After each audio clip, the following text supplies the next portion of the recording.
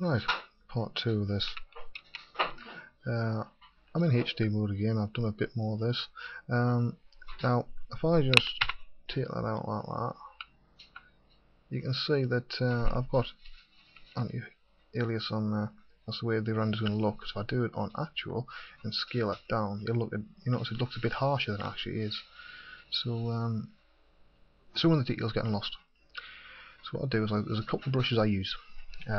You can get them all on Zbrush Central, with the exception of one that actually comes with Zbrush itself. Right, the one that's a very popular one is Dimikadra Madri's standard brush, which I do use. It's one of those things I think would be a really good default brush in ZBrush for like another version on update. If anybody feels like listening to Pixelogic, that would be maybe a good idea if Damien allows it, because you can make one yourself, because all it basically is a very sharp fall off alpha and your brush mod turned up.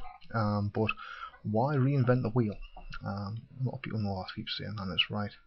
I'm trying to get some sort of sense of stress on these, especially on the chin, because this is one of these areas that people are going to see rather a lot of.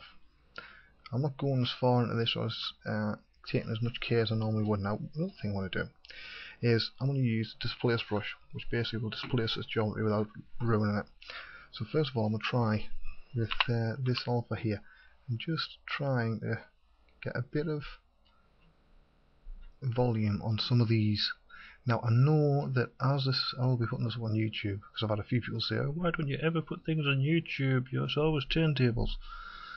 Well, YouTube's basically using my sketchbook, that's why. It's not there for tutorials, but I thought I might as well stick something up. It's been a long time, and a lot of the older tutorials, even the curved discs now, aren't indicative of the way I work, and it does get slightly annoying when people think, well, that's where you're at that moment in time. So hopefully my somewhat quiet voice tonight isn't too annoying. You can see there, a lot of this is just simply doing stuff like that. Now I can change the alpha here. There's one particular alpha on this that I love, alpha 39 with the Displace Brush. In fact, it's brilliant. All I'm going to do is just take that there, and I've got to try and do this quite slowly, because I don't want to ruin what I've already got. And at the moment, because I'm capturing this, it's slowed the response time way down. Something else people forget when you're actually recording these things, that you don't have the same system response. This machine does need an update. I'll fully admit that one. It's crying out. You hear moving about, that's just my other half, because I'm recording this at home. It's been a long sort of week, lots of client stuff like Hasbro and other people I can't mention. You see, these little bits like this that tighten it up, sometimes there's actually false economy using too small a brush size, because it just gives that dotting effect. Depends on the machine. As I say, this one is probably now, when I recorded the DVDs for this, was a high-end machine. Now it's pretty low spec, dual core 2GB of RAM. It's about the bare minimum. So I need to upgrade this, but I've got a house move coming before much longer, so I'd rather wait, rather understandably, until that's finished.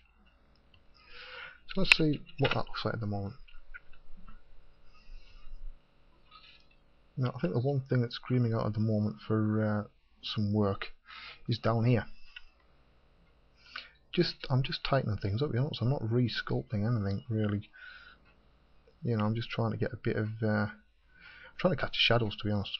You're not sculpting with polygons. I've said this for years, and I don't know how many people take any notice or think I'm a nutcase, but you're not sculpting with polygons, you're sculpting with light and shade. When you start to realise that, you can block out a character very fast. It's one of the reasons why I work so fast. As one, as I've said in part one of this, is because I find this is relaxing. This is not work for me, so I'm going to do what the hell I like, and nobody's going to say anything with the deal. I'm not going to take a blind notice, because it's only for me to unwind. I was hoping to have the Z script of this, but it appears to have corrupted, which is a bit of a shame because I was going to put the whole workflow up. But I thought, well, there's plenty of stuff that I've put up and other people have put up on doing the actual monster bit.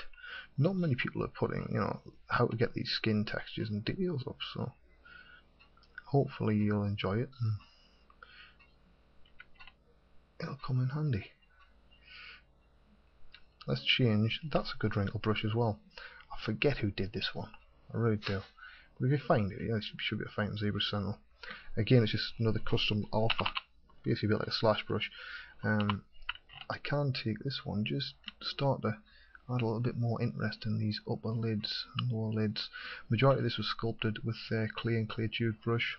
It's sculpted from a sphere, because if I just sharpen these little bits away that are driving me absolutely crazy, I'll come out HD mode and I'll show you that it's actually nothing more than a sphere. What you'll actually use to sculpt from is academic, really, as long as your machine will handle the model and what you actually want it to do. Now, in the first part of this, I showed you that I basically got the inflate brush and just doodle around to try and help a bit with the irregularity. Skin is not regular, it doesn't have nice little cut lines like that. There's one will lump out more than another, and the other one won't lump at all, or sometimes they'll go inwards. And that's something that I've been doing for a while. It's not a trick, you know, but it can help. Right, let's see what it looks like. Focus it in to the main bit there. Let's go here to get the full HD on. Now I've noticed there's been a bit of a hole down around there, so I might get a problem there, but that's easier for me to sort later.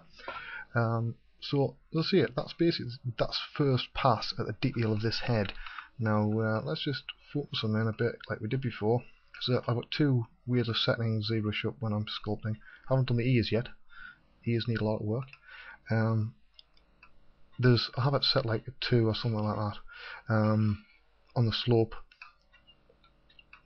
for when I'm doing the genuine sort of sculpting stuff. And then when I want to render it out, I'll look at it something like that, and I'll just, you know, make sure it's on anti-alias and say, yeah, that's not too bad. I'll put some stills up when this is finished. I did promise, and I will keep my promise. In fact, I should get it to select at the side. It's actually quite difficult when you've got the green Camtasia capture thingy up on it. I'll just take that right down. It's a sphere. All I did, grouped a couple of polygons along the side there, extruded them out, and then added some edge loops with the edge loop thingy along there. So that gives me the ability later on when I start doing these to isolate those. There you go. I hope those ones on 2 bits of skin detail have been really useful for you. Hopefully that'll keep you going for a while. I haven't signed my next contract yet on purpose, which allows me to do stuff like this and not have to ask the relevant company. So I hope you'll appreciate it.